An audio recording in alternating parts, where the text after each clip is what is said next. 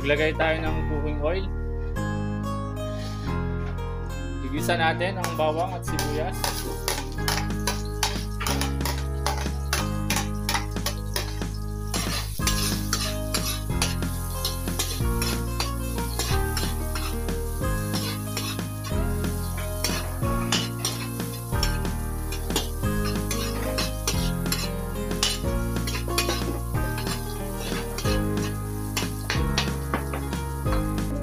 Ilagay na natin ang sayote.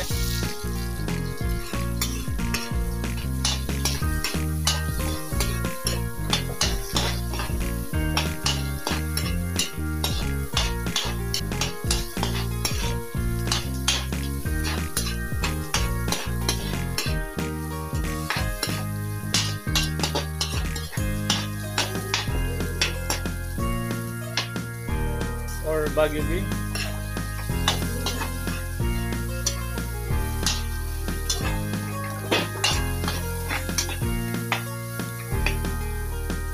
Carrots,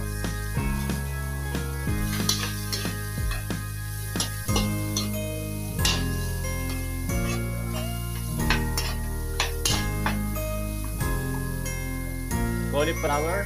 Ilagay na natin ang atay. Luto na ito, guys. Ilagay tayo ng salt, pepper, chicken cube,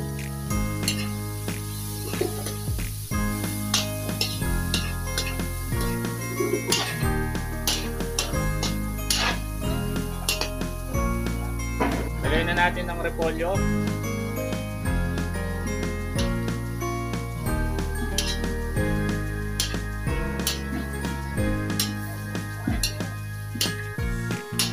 Ayan guys, halu-haluin lang natin.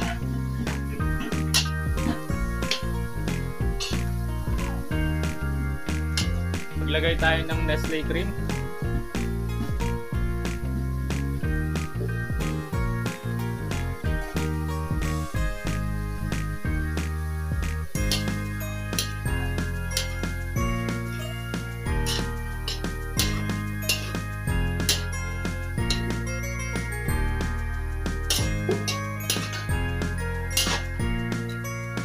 Maglagay tayo ng tubig.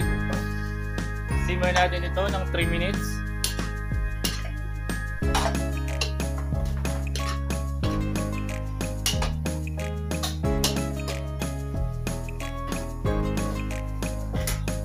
After 3 minutes, ilagay na natin ng celery, bell pepper,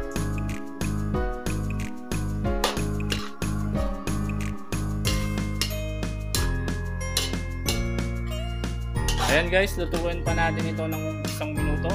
Then, ready to serve na ito.